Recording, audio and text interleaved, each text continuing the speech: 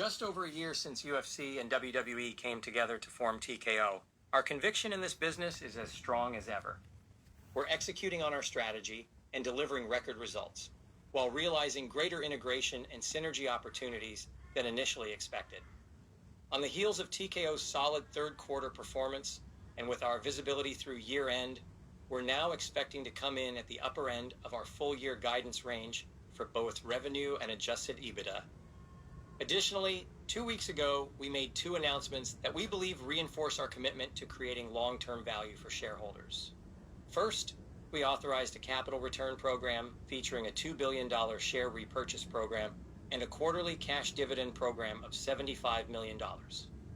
Second, TKO announced an agreement to acquire industry-leading sports assets, Professional Bull Riders, or PBR, premium sports hospitality provider On Location, and global sports rights and production powerhouse IMG.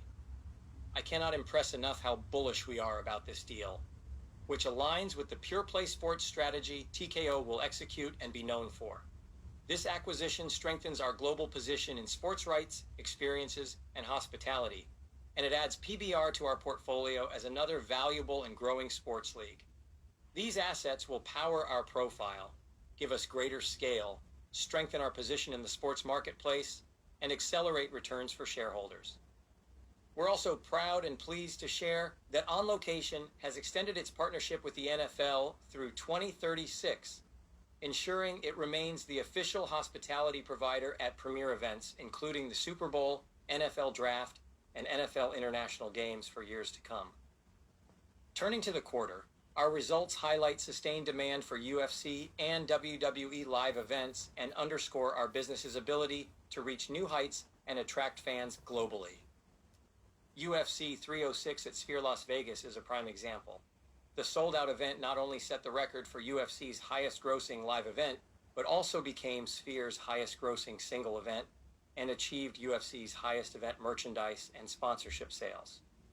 Notably, 89% of ticket buyers came from outside Nevada, one of the highest out-of-town attendance rates for any UFC or Sphere event.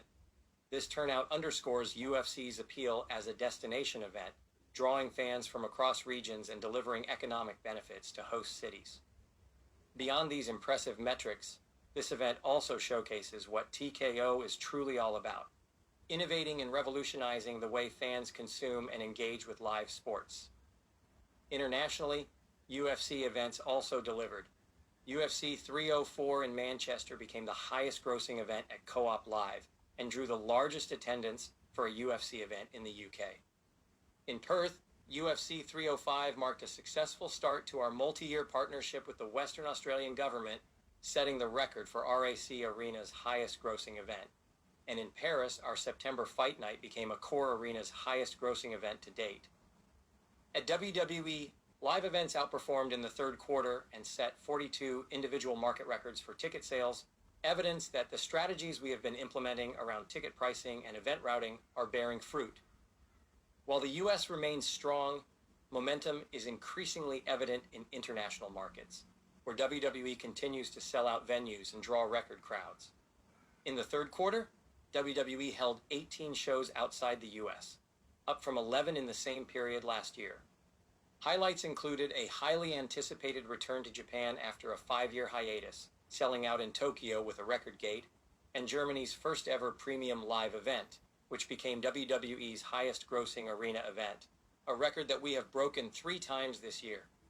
Meanwhile, in Cleveland, SummerSlam achieved record-breaking results, becoming WWE's highest-grossing non-WrestleMania event in history. WWE also had successful debuts on USA Network for SmackDown and the CW Network for NXT. In fact, through the first 5 weeks, NXT is up 12% in viewership versus USA last year. Meanwhile, SmackDown's return to USA Network under our 5-year domestic media rights agreement with NBC Universal has already driven strong and sustained viewership. Without a doubt, this partnership further strengthens our long-standing relationship with NBCU, and we're anticipating a strong draw for the upcoming debut of quarterly primetime specials, starting December 14th with Saturday night's main event on NBC.